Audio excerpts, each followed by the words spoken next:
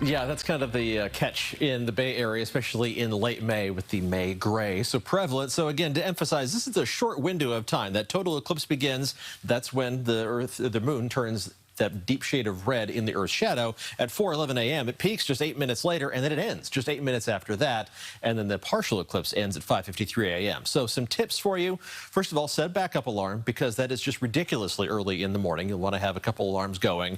You want to get away from the fog if you can. Looks like the North Bay, as we talked about during our 5 o'clock half hour, has the best chance of clear skies, but otherwise just get up to try to get above the fog and then look to the southwest horizon. You'll get that view of this total lunar eclipse, and we'll hope that the fog just holds off long enough for everybody to get a view of it if you want to get up that early. Right now it's holding off. Clear skies over downtown San Francisco, just a little bit right along the coast in terms of fog.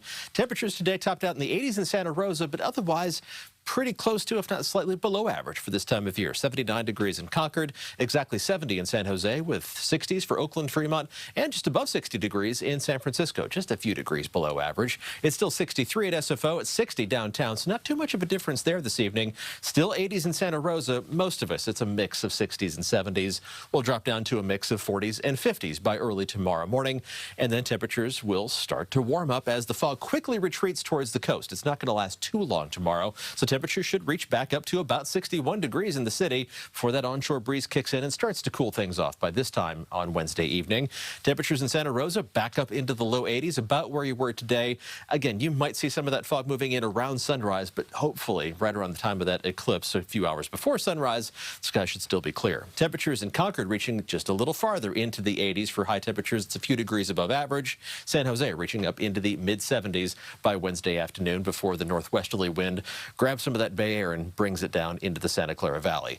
Other high temperatures, 50s along the coast, no surprise there. 60s around the Bay, low 60s for San Francisco, mid to upper 60s on the east side of the Bay, and then it's a mix of 70s and 80s farther inland, back to slightly above average temperatures for most inland portions of the Bay Area, but we're just getting started with the above average temperatures. We're not going to see too much change as we head through the rest of this week. Just a typical late May weather pattern with the parade of storm systems missing us to the north. But then as we head into the holiday weekend, we're going to see that heat dome building in. Big area of high pressure, just more atmosphere overhead, a hill of air basically on top of us, pressing down on us and warming temperatures up. So it is going to be hot inland. High temperatures by Memorial Day likely to reach up to or even above 90 degrees. And yeah, that's pretty toasty for the last day of May. And it's not just the last day of May. The first week of June looks like it's going to bring a good chance of above average temperatures. The 6 to 10 day outlook from the Climate Prediction Center shows that. The 8 to 14 day outlook shows a continuation of that significant chance of above average temperatures. So here we go. And when we have above average temperatures, we often have offshore winds, and that's going to escalate the fire threat as we head into the end of the Memorial Day weekend and the beginning of next week.